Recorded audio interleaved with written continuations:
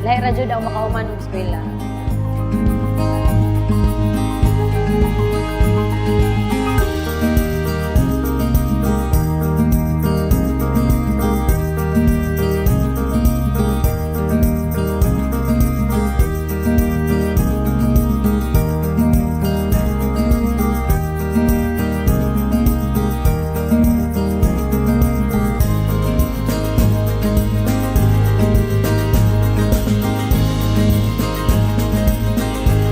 Si Casey Tandingan from Davao City ug isa ko sa mga scholars ni Congressman Carlo under Oplan Kaalam.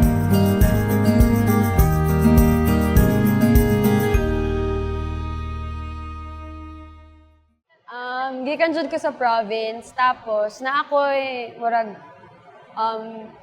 educational plan yata na mo tong gisaligan for my college tuition fee kay among pamilya, sakto lang pud ang pangita ug dili ko gusto na marag may mong burden sa akong parents na magbayad og tuition fee and napud ko isa ka manghod na sunod lang mi so halos sabay lang mi nag-college so bugat kayo siya financially for my family tas napud ko manghod pa na bata so no to nga ana jud ko nagamiton ako ni ako ang educational plan.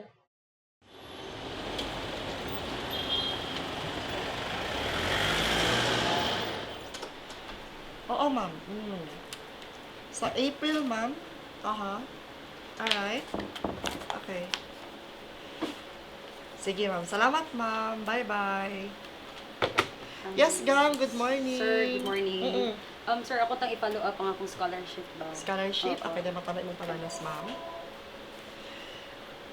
Okay. So, ikaw si Christine Tandingan. Okay, Opo. okay naman, ha? Pag abot ako dito sa Yusef, kay dili man siya pwede private school. So, mao na Yusef ang pinakaduol na state university sa among balay. So, mo to nisugot akong parents, ana. Pero nahuman na lang ang first semester.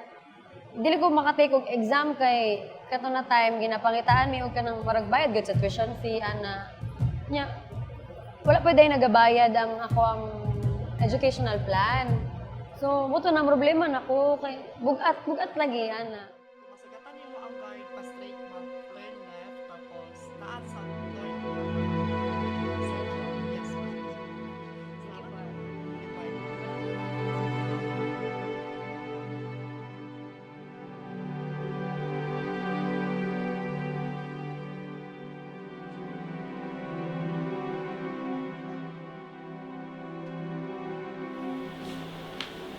Hello, sir. Good Ay, morning. buntag.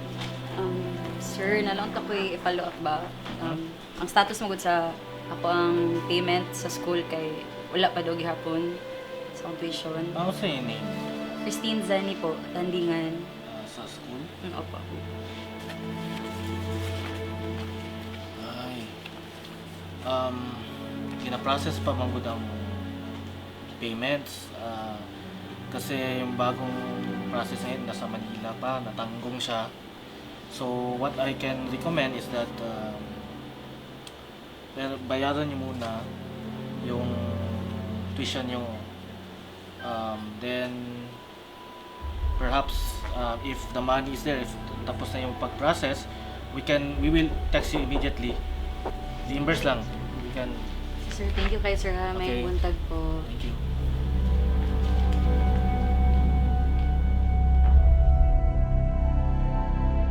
Nakadungog ko sa akong mga churchmates na scholar sila sa Oplan Kaalam. Tapos nangutan ako unsa yung requirements, kung unsa ang kailangan murag kapalit sa imong pagka-scholar, ana.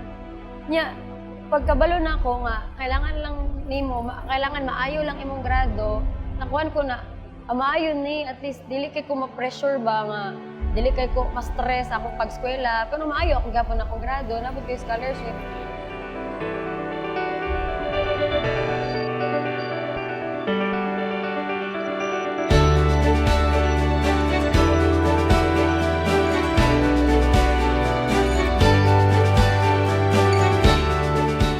Kauban sa among kauban sa church na barangay captain ko si Barangay Captain Bonsobre.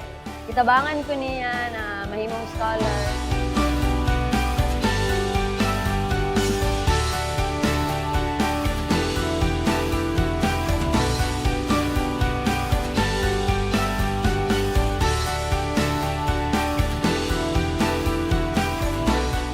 Murag si Casey, adopted nila na dito nga church sa Davao sa Jesus is Lord. Nakita po siguro ni Pastor nga si Casey nag-active na sila sa youth, gani sila Casey yung mangod. Kita po siguro ni Sir na mapuslan niya si Casey kay nagakanta-kanta po siya, active sa church. Uy Casey, mag-apil na lang ka sa scholar para ma-apil ka diri sa among youth, ma-active ka. Moto dito nagsugod. Sa office po ni Congressman po, willing siya matabang si asa ka pa. So, nakahimo mesa usa ka butang nga para po nga makatabang kay dili man lang si Casey kung una naapay lain nga natabangan lang mo. So mo to ni tabo kang Casey na kita mi sa diri sa opisina, balik siya sa kuha, dala na niya ang mata ng mga requirements. So ako sa advice nga magtuka usa og USAP or USEP, inquire ka sa OGTO office, University Guidance Training Office, wala OGTO office, inquire ka dito kung saan imong pagpasok diri.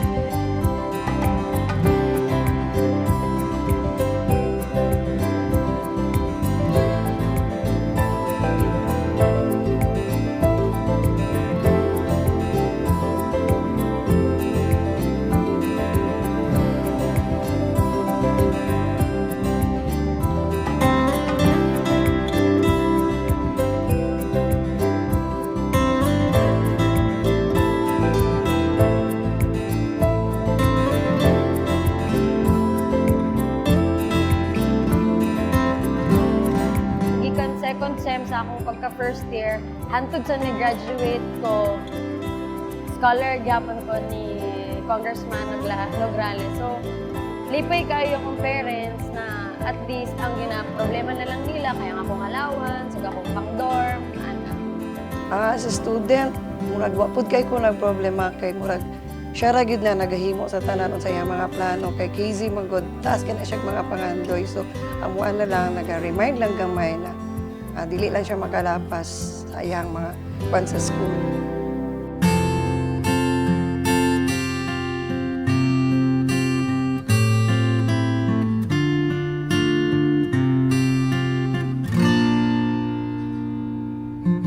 I remember Casey. I have a lot of students, and here I've been teaching for many years. But I clearly remember Casey as a student who was a fun-loving girl. She was a cool student.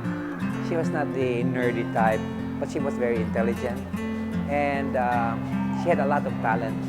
She was very active in extracurricular activities, and she had this innate intelligence inside her.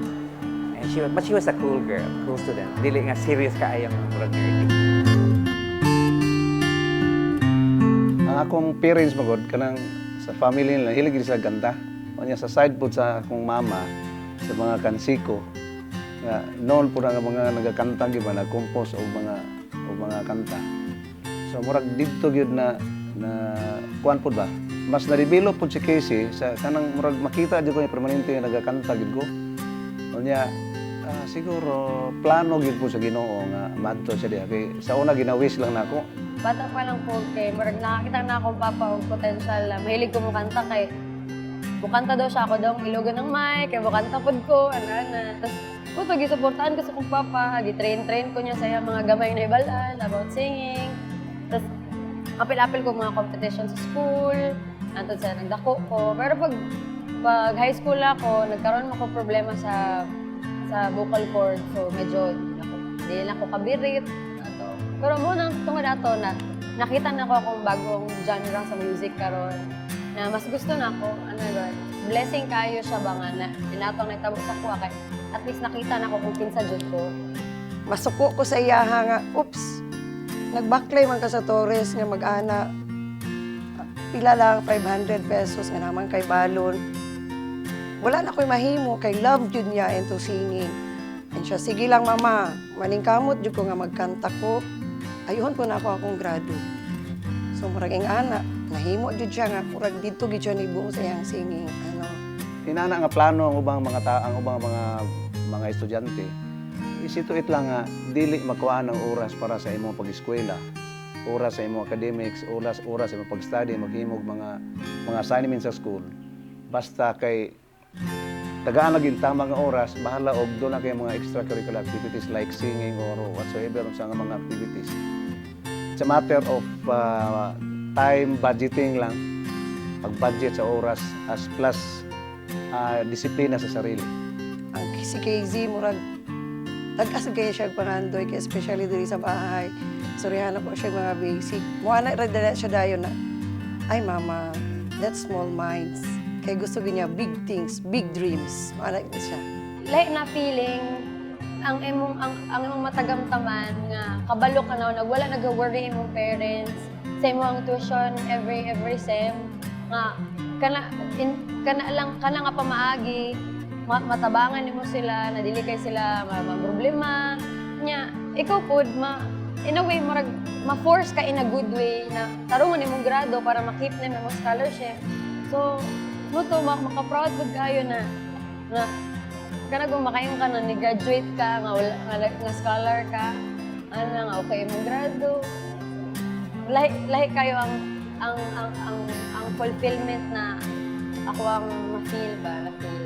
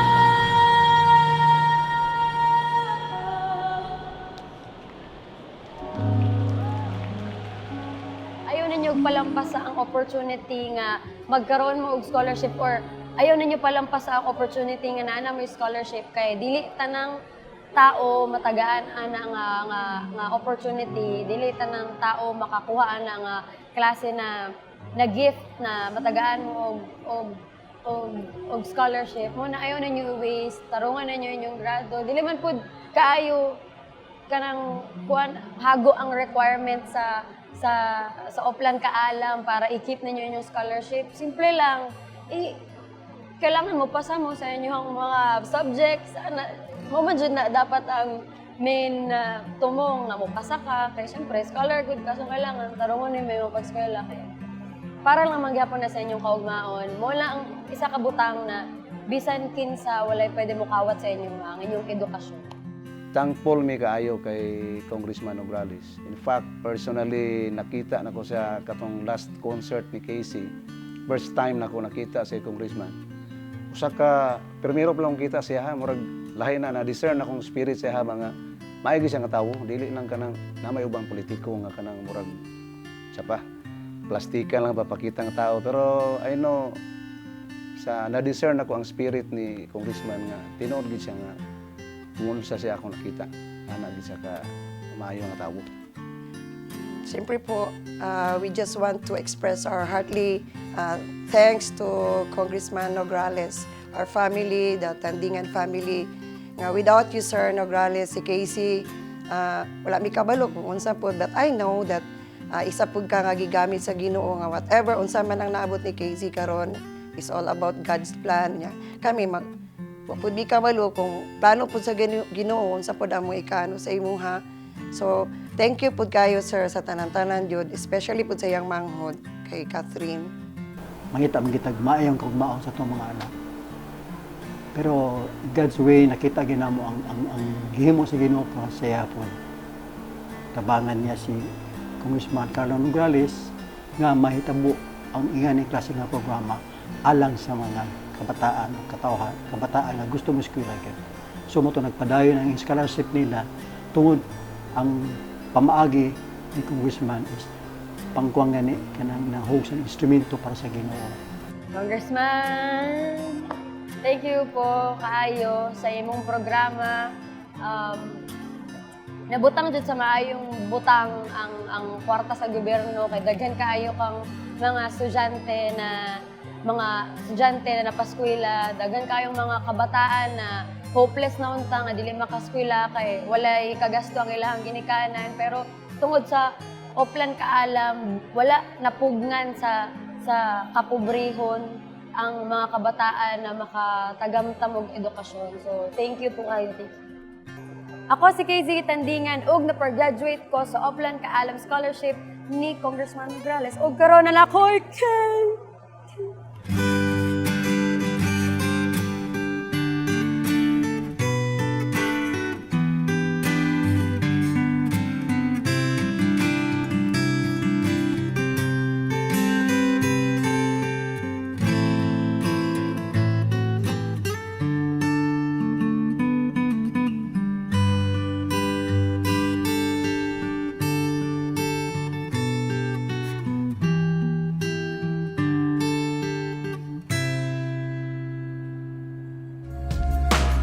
Sino ang ibigin ko?